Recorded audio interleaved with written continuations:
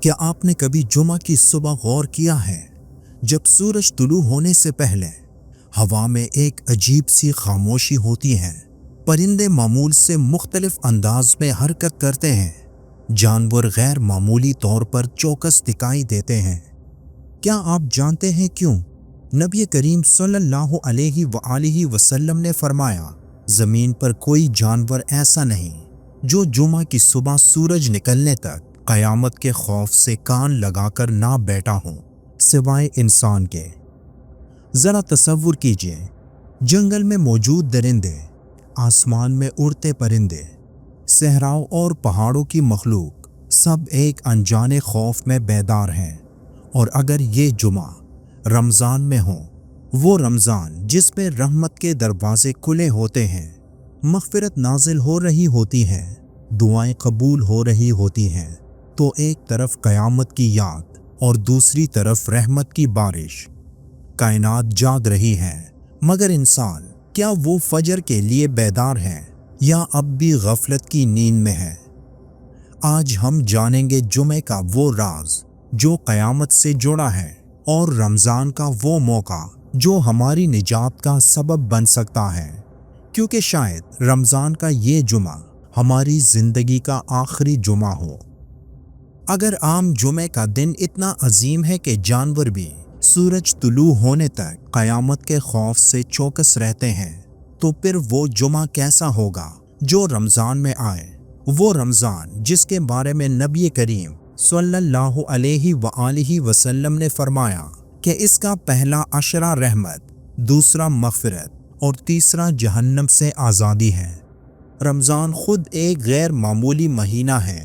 اس مہینے میں القرآن الکریم نازل ہوا۔ اس میں لیلۃ القدر ہے جو 1000 مہینوں سے بہتر ہے، اور جمعہ ہفتے کا سردار دن۔ جب یہ دونوں جمع ہو جائے تو یہ صرف ایک دن نہیں رہتا بلکہ ایک روحانی موقع بن جاتا ہے۔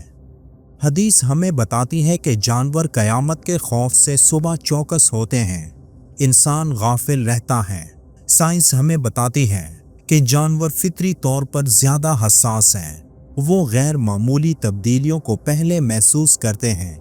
یہاں ایک گہرا نکتہ ہے، جانور فطرت پر قائم ہیں، ان میں تکبر نہیں، غفلت نہیں، اختیار کی سرکشی نہیں، ان کا نظام خالص فطرتی اطاعت پر چلتا ہے۔ مگر انسان اختیار کے ساتھ پیدا ہوا، اور اختیار اکثر غفلت پیدا کرتا ہے۔ اگر ہم جدید سائنسی مشاہدات دیکھیں تو ایک حیران کن حقیقت سامنے آتی ہے۔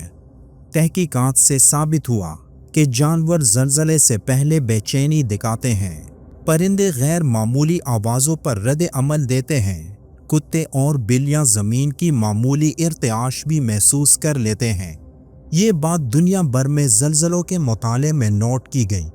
جانوروں کا حساسیتی نظام انسان سے زیادہ حساس ہوتا ہے۔ ان کے پاس تیز سماعت، زمینی ارتعاش محسوس کرنے کی صلاحیت، مقناطیسی میدان کو سمجھنے کی فطری اہلیت، یہ سب صلاحیتیں انسان میں محدود ہیں۔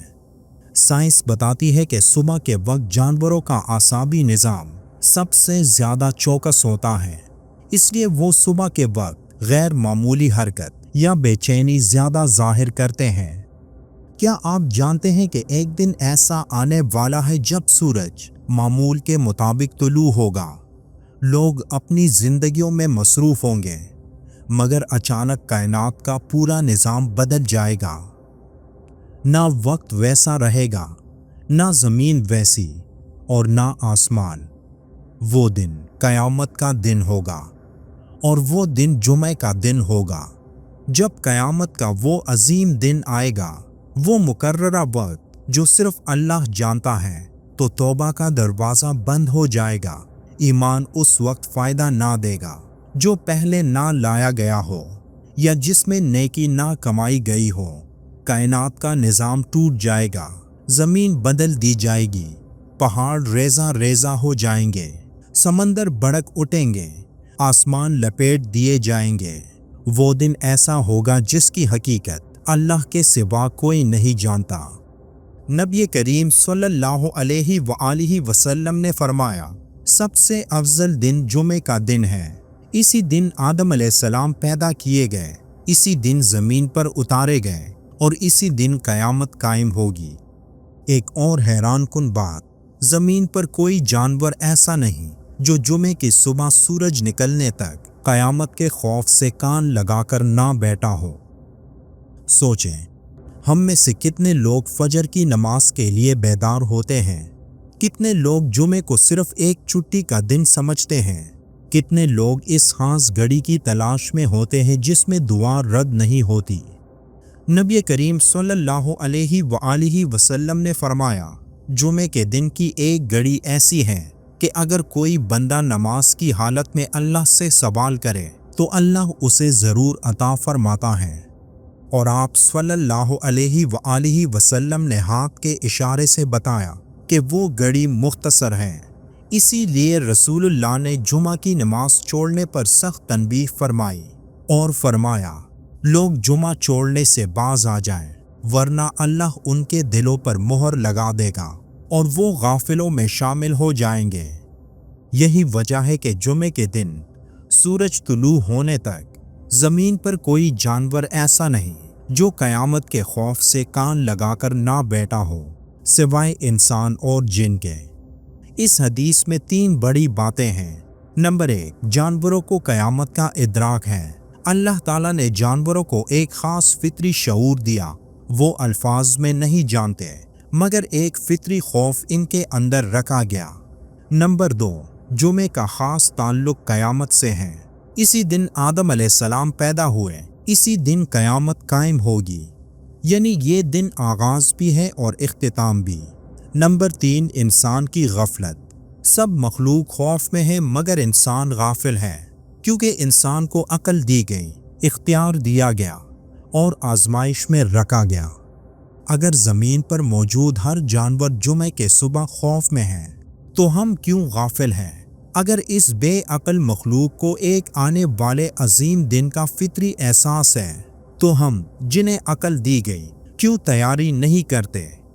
असल सवाल ये नहीं कि जानवर क्या महसूस करते हैं, असल सवाल ये है, क्या हम कुछ महसूस करते हैं? अगर आम जुमे को जानवर भी गाफिल नहीं होते तो क्या रमज़ान के जुमे को हम भी वैसे ही बेदार होते हैं, या हम इसे सिर्फ अफ्तार की तैयारी, सोशल मीडिया या एक और गुजर जाने वाला दिन समझ लेते हैं? रमज़ान का जुमा सिर्फ कैलेंडर की एक तारीख नहीं, ये याद दहानी है, क़यामत भी जुमे को आएगी, मगर रहमत भी जुमे को नाजिल होती है। अब फैसला हमारा है, हम इस दिन को खौफ के साथ गुजारेंगे या उम्मीद के साथ तैयारी करेंगे, क्योंकि शायद रमज़ान का ये जुमा हमारी ज़िंदगी का आखिरी जुमा हो।